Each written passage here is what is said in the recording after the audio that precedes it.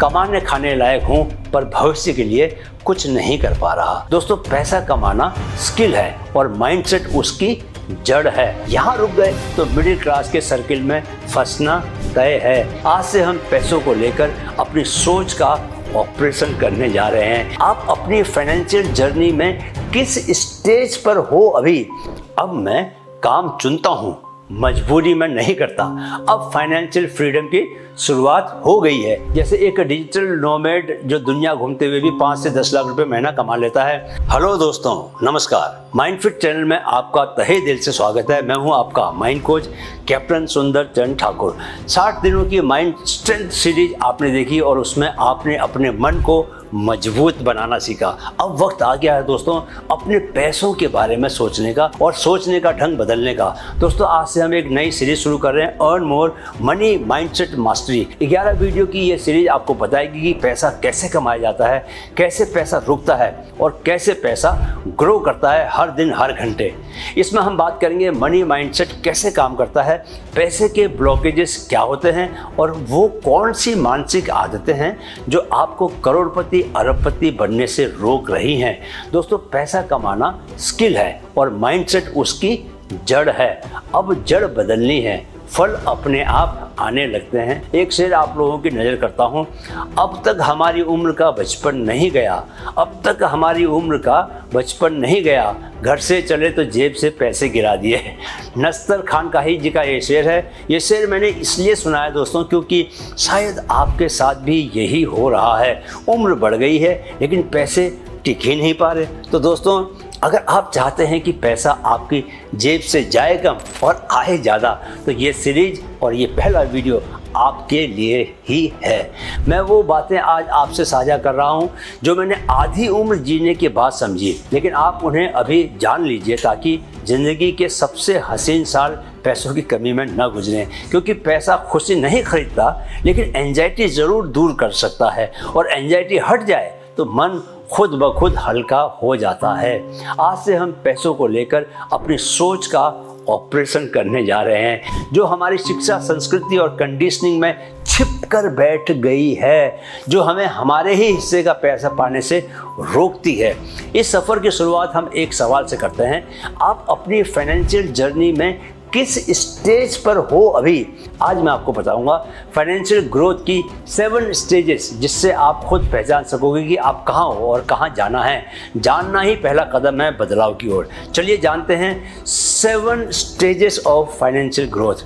Financial growth की 7 stages, जहां आप हैं और जहां आपको पहुंचना है। जानिए वो 7 पड़ाव। Stage 1, dependent. मुझे अभी दूसरों से मदद चाहिए। दोस्तों, जब आप अपनी ज़रूरतों के लिए आर्थिक रूप से किसी और पर निर्भर होते हैं, आपकी आमदनी या तो है ही नहीं या आपके खर्चों से कम है, तो आप स्टेज नंबर 1 में होते हैं। जैसे एक स्टूडेंट जो कॉलेज फीस और खाने के लिए पेरेंट्स पर निर्भर होता है, एक बेरोजगार युवा जो ईएमआई तक चुकाने में फैमिली की मदद ले रहा है, एक बिजनेसमैन जिसने लोन लेकर व्यापार अभी शुरू किया है और अभी तक घाटे में ही है। इसमें मनस्थिति क्या होती है बंदे की? यही कि मैं अकेले नहीं चला सकता, अभी मुझे सहारा चाहिए। पर यह स्टेज लंबी नहीं होनी चाहिए दोस्तों, क्योंकि डिपेंडेंसी कंफर्ट जोन बन सकती है, इसे याद रखना। इसके बाद आती है स्टेज नंबर 2, सॉल्वेंट। मैं किसी का मोहताज नहीं पर आगे कुछ नहीं। दोस्तों, अब आप खुद कमा रहे हैं और जितना कमा रहे हैं उतना ही खर्च भी कर दे रहे हैं। कोई उधार नहीं लेकिन कोई बचत भी नहीं। जैसे एक व्यक्ति जिसकी सैलरी 50,000 रुपया है और महीने का खर्च भी 50,000 रुपया है। एक छोटा व्यापारी जो दुकान चलाकर घर चला लेता है पर कोई पैसा उसका आगे नहीं बच पाता। इसमें मनोस्थिति कैसी रहती है? कमाने खाने लायक हूँ पर भविष्य के लिए कुछ नहीं कर पा रहा। ये वो लोग होते हैं जो पेचेक टू पेचेक जिंदगी जी रहे होते हैं। खतरा क्या रहता है? खतरा ये रहता है कि जब कोई इमरजेंसी आती है तो सब डगमग डगमग डगमग हो जाता है। कोई इन्वेस्टमेंट या ग्रोथ की कैपेबिलिटी नहीं होती। इसके बाद आती है अगली स्टेज। कौन सी स्टेज? Stage number 3, stable. थोड़ा बचा लेता हूँ, थोड़ा आगे सोचने लगा हूँ। इस स्टेज की परिभाषा है कि इसमें अब आप खर्च से थोड़ा ज़्यादा कमाने लगे हैं, थोड़ी थोड़ी बचत शुरू हो गई है। एफडी, आरडी, एसआईपी जैसे प्रारंभिक कदम उठाने लगे हैं। जैसे एक IT एम्प्लॉय जो हर महीने 5,000 से 10,000 रुपये बचा लेता है, एक परिवार जो घर के खर्चों के बाद म्यूचुअल फंड में SIP डाल रहा है। इसमें माइंडसेट क्या होता है? क्या होता है माइंडसेट? अब ज़िंदगी थोड़ा कंट्रोल में लगती है, पर यही स्टेज जाल बन सकती है। यहाँ रुक गए तो मिडिल क्लास के सर्किल में फंसना तय है। इसके बाद शुरू होती है अगली स्टेज, स्टेज नंबर 4, सिक्योरिटी। अब पैसा मेरे लिए काम कर रहा है। इस स्टेज में दोस्तों आपकी सेविंग अब एक निश्चित राशि तक पहुंचने लगती है और आप उसे इन्वेस्ट करके रिटर्न जनरेट कर रहे हैं। अब compound interest, long term assets और वेल्थ एक्यूमुलेशन शुरू हो गया है। जैसे किसी ने 10 लाख रुपए जमा करके उसमें से मंथली रिटर्न पाना शुरू किया। एक वर्किंग कपल जिसने 2 घर खरीदे, एक खुद के लिए, एक रेंट पर चढ़ा दिया। इसमें माइंडसेट कैसा बनता है दोस्तों? अब मुझे भरोसा है कि मैं किसी मुश्किल से निपट सकता हूँ। अगर कोई इमरजेंसी आ जाए तो मैं निपट सकता हूँ उससे। यहाँ से अगला कदम होता है पैसिव इनकम चैनल्स खोलना, ताकि सिर्फ आपकी मेहनत नहीं, आपके पैसे भी आपके लिए काम करें। यानी अब अगली स्टेज दिखने लगती है। कौन सी स्टेज है? Stage number 5, independence. मेरे इन्वेस्टमेंट से ही मेरी लाइफ चल रही है। दोस्तों इस स्टेज में अब आपके इन्वेस्टमेंट पर मिलने वाले रिटर्न से ही आपकी लाइफ एक्सपेंसेस निकल रहे हैं। आपका पैसा और टाइम दोनों अब काफ़ी हद तक फ्री हो चुके हैं और आप में फ्रीडम वाली फीलिंग्स आने लगती हैं। जैसे एक व्यक्ति जिसने 2 करोड़ का पोर्टफोलियो बनाया है और महीने का 1 लाख सिर्फ रिटर्न से आ रहा है। एक यूट्यूबर या राइटर जिसके डिजिटल एसेट्स यानी कोर्स, किताबें आदि हर महीने 3 लाख कमा रहे हैं बिना एक्टिव मेहनत किए। इसमें माइंडसेट क्या होता है दोस्तों? अब मैं काम चुनता हूँ, मजबूरी में नहीं करता। अब फाइनेंशियल फ्रीडम की शुरुआत हो गई है। इसके बाद आता है स्टेज नंबर 6, फ्रीडम। अब पैसा मेरे फैसलों का आधार नहीं है। दोस्तों इस स्टेज में अब आपकी इनकम मल्टीपल सोर्सेज से आने लगती है। Real estate, stocks, business, content, IP, rights आदि आदि। आप टाइम और लोकेशन से आज़ाद हैं। जैसे एक डिजिटल नोमैड जो दुनिया घूमते हुए भी 5 से 10 लाख रुपए महीना कमा लेता है। एक एंटरप्रेन्योर जिसने 2 कंपनियां बनाई हैं और अब सारे ऑपरेशंस उसकी टीम संभाल रही है। इसमें माइंडसेट क्या होता है? अब मैं वो करता हूँ जो मेरा दिल चाहता है। किताब लिखना, चैरिटी करना, मेंटोरशिप करना, पर्सनल लीगेसी प्रोजेक्ट्स उनको बनाना।